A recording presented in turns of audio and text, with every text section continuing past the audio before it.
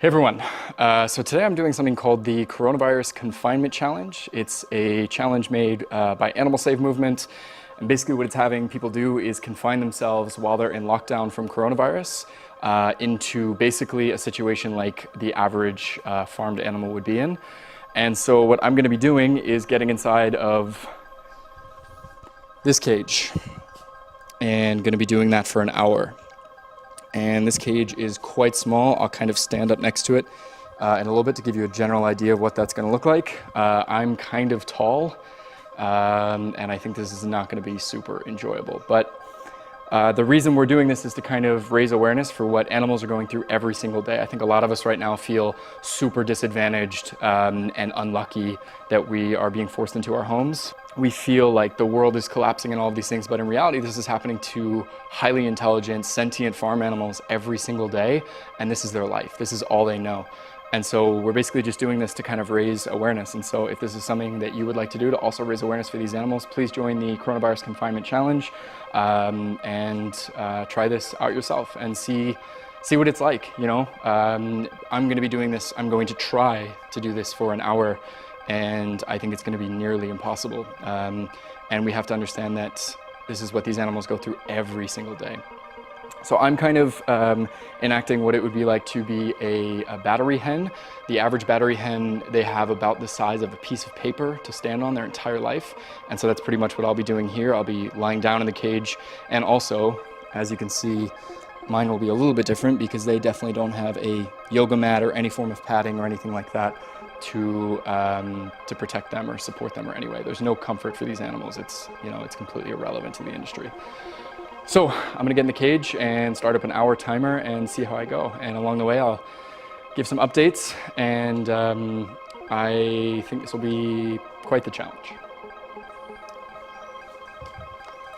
Okay, so here's the cage. You can see I'm a lot bigger than this thing, but I've got a timer set for an hour, and let's do it. So my friend is going to help me get into the cage.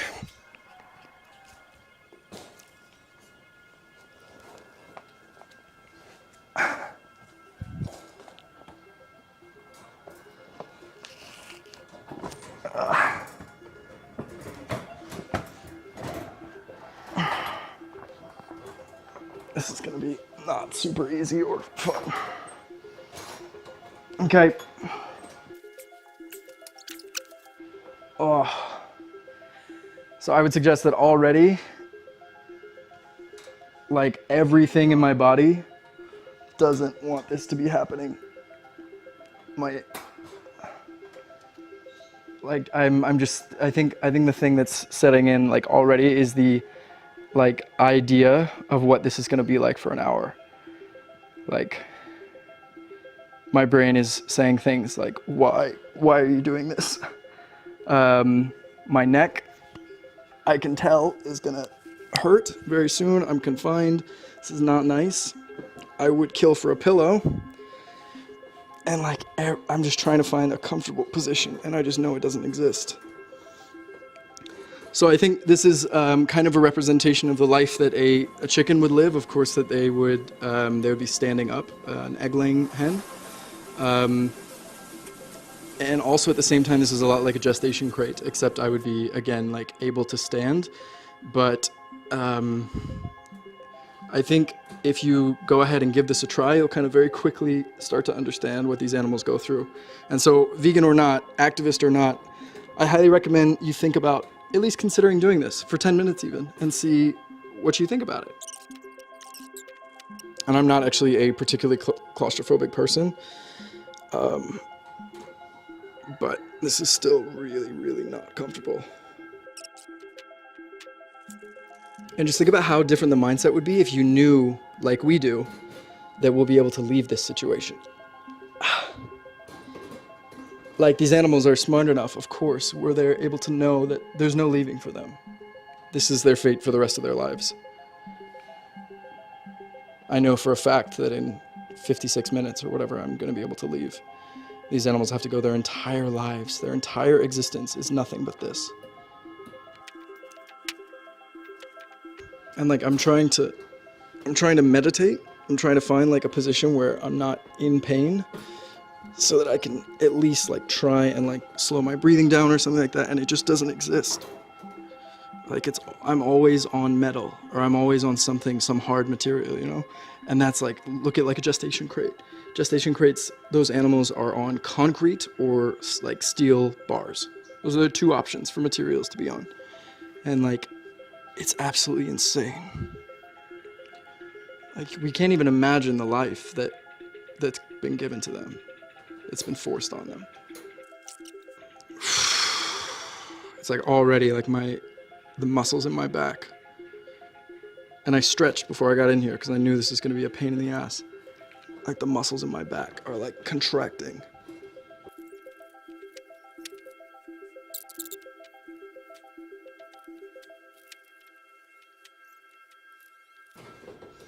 There's just no relief, you know? There's no comfort. There's no way to be not thinking about the position that you're in and the pain.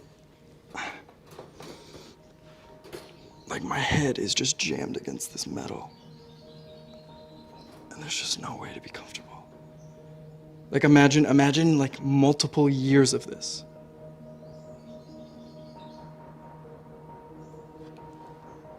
Of just always craving, just for once, just like one opportunity to leave.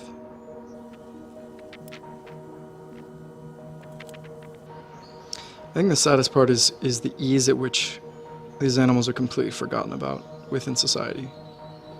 Very few people, you know, go about their day thinking about what these animals are going through. And I mean, like, imagine if every person around the world watched farm footage or slaughterhouse footage or footage of animals being transported regardless of what it is. And then if they were to be put into confinement like this, I think the connection would be so simple. We just have to raise awareness and continue educating and doing all these things. It's funny because you see like I just realized, like you see the pigs who will like bite the bars, or like some of the animals that will do something like that. And I just like I just subconsciously started playing with this bar, except the sad thing for me is that I know I can get out if I wanted to. These animals can't. They have no exit.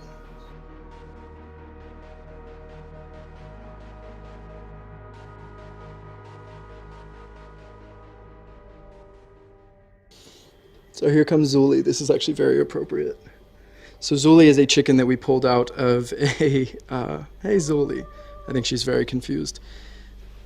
Zuli, say hi for the camera. You probably can't see her. Zuli's a rescue chicken that we pulled out of an egg-laying farm here in Bali. Hi. I think she's very confused. And Zuli would have spent her entire life in a cage about this size. So we actually went in and grabbed her. We liberated Zuli, and now she lives with us, and I think she's very happy. When we brought her back, she had she'd never seen the sky, she'd never seen grass or anything like that, and it was so strange. I guess it makes sense, but it was odd. We brought her back, and she'd never, of course, stepped out of this tiny little cage that she shared with another chicken, and there were thousands of chickens in this shed. And so yeah, we bring her back and we put her onto the grass, and she didn't move at all. She didn't move for like minutes. And I think she'd never stepped on the grass before, so she was A, confused, and B, she didn't know that she could move, you know? And now since then we've gotten to watch her discover all of these things she'd never done. She'd never flapped her wings, she doesn't really fly, but she bounces.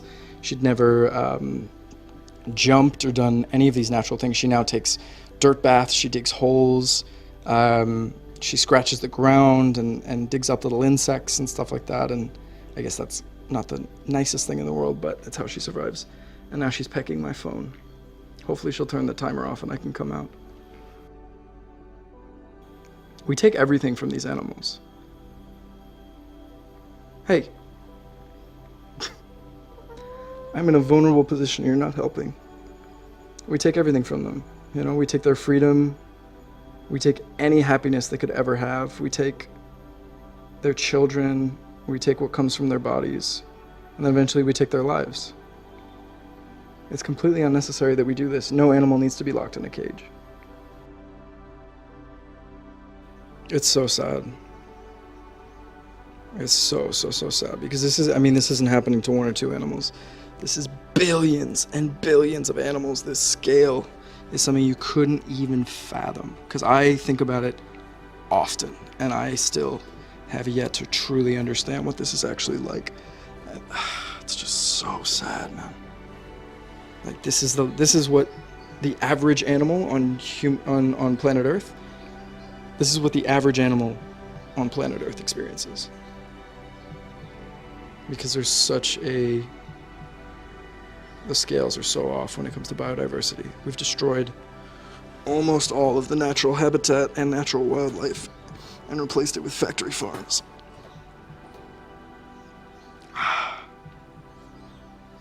Just like the bars end up like digging into your skin in every way.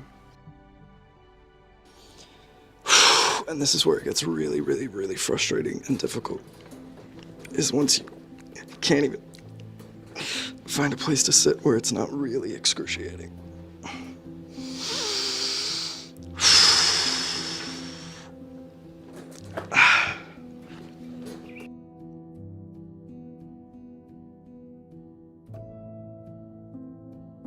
My back's hurting. My head, it's like the head is like, my head's the worst part, actually. It's just jamming into the back of this cage. And like, oh, I can't even imagine if I was on concrete right now. I'm on a yoga mat, and it's 2 parts. It's folded in half. If I was on concrete right now, I'd be out of this cage already, no question. And most animals are either on concrete, or chickens in this case, they're on this. They're standing on this with their feet like this.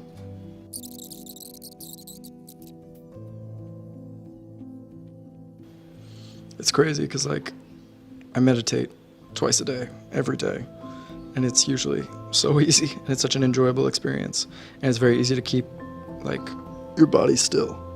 And here, like, I really am trying to like slow down enough where I can only focus on my breath, and I just can't push past the discomfort of lying like this, which is terrifying, because then the animals must just think about it all the time.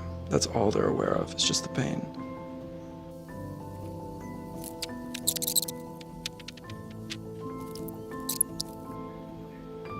I wonder if she's thinking like, ooh, how the tables have turned. Wow, Zuli. No way. I guess she's just making the experience more realistic for me.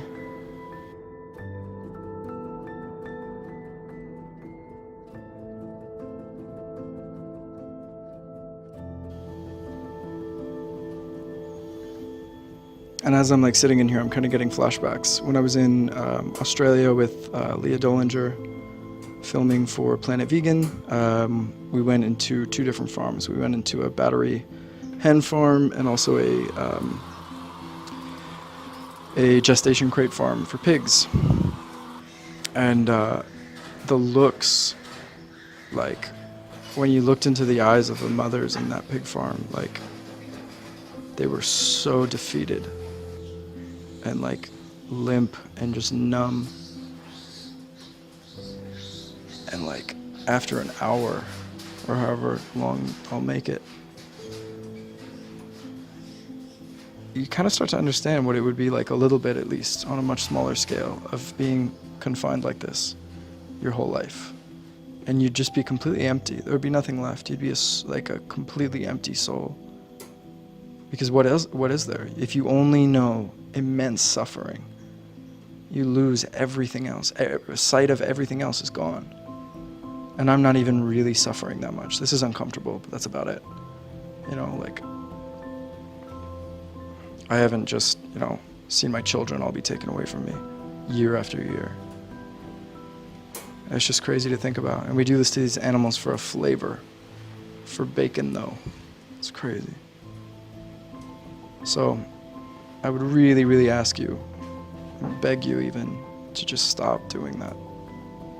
I wasn't vegan for a very long time, but the second I learned about it, and definitely the second I stepped into one of these places, I think it becomes so clear that it's actually not something we would want for ourselves, and we would never want to support for someone else.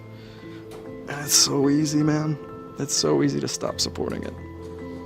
There's vegan restaurants all over the world. You can get beans and rice, veggies, legumes, seeds, nuts, pasta, whole grains. Eat it all. You'll be healthier, you'll live longer, you'll have a happier life, and you'll stop supporting slaughterhouses. What more could you ask for?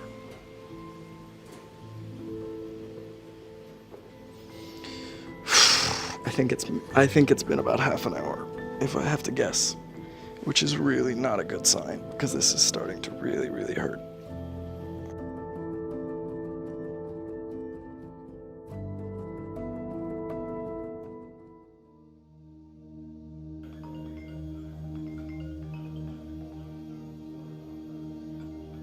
Has it been an hour? Okay, so actually that was super surprising. I thought I was about a half an hour, and that was an hour. So I'm now gonna stay here. It actually was more doable, so I'm gonna stay here, I think, at least for 24 hours. Nope, just kidding, because Zuli's gonna come peck me. I can feel this. Zuli. No, I can do this.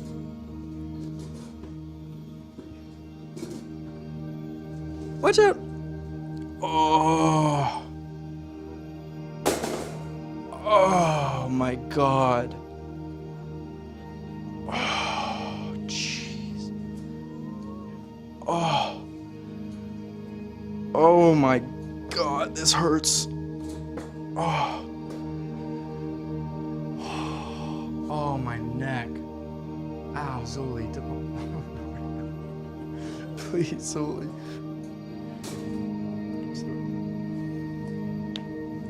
Hey, come here. We're gonna hang out together.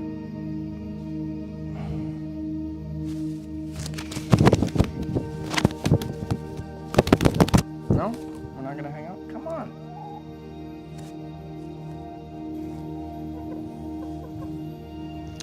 So, what have we learned?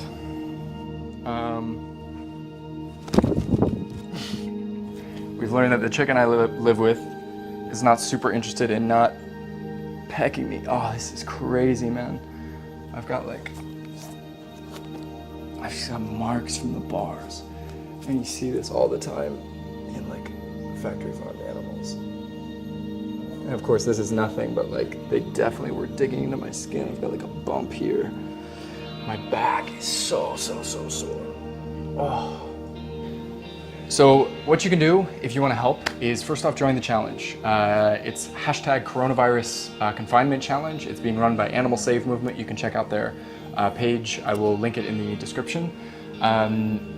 Leave a comment. Do you think you could handle an hour in a cage? And by the way, if you join the challenge, you don't have to have a cage. You can do it under a desk or under a bed or something like that. Just be in a confined area for as long as you think is reasonable. I just did it for an hour, and honestly, I'm probably gonna go lie down because my back and my hips are super sore. I had my legs up pretty much the whole time. Of course, the message from this is, while we're in lockdown, first off, we should appreciate the freedom that we have in many ways. I think that being confined to an apartment, especially a small apartment or house, is not a fun thing. But at the same time, we should be very grateful for the time that we've already spent outdoors in the world, and also look at others who do not have that freedom, regardless of whether they're human or non-human. And we should do everything in our power that we can to help end the industries and end the entities that are confining others, that are enslaving others, that are torturing others, giving others pain that we couldn't even imagine. We should do what we can in our lives to help end that. One of the biggest things you can do is to go vegan. I know that everyone hears that and they're like, oh, it's too inconvenient. I bet it's a lot more convenient than being stuck inside of a cage your entire life or having your throat slit in a slaughterhouse. And that's what we need to ask. It's baseline empathy. It's simply about asking, would I want that to happen to me? And if you wouldn't want that happen to you, if you wouldn't want that happening to you. Just like Zuli didn't. Zuli was not in a good place, and now and now she loves her life, from what we can tell.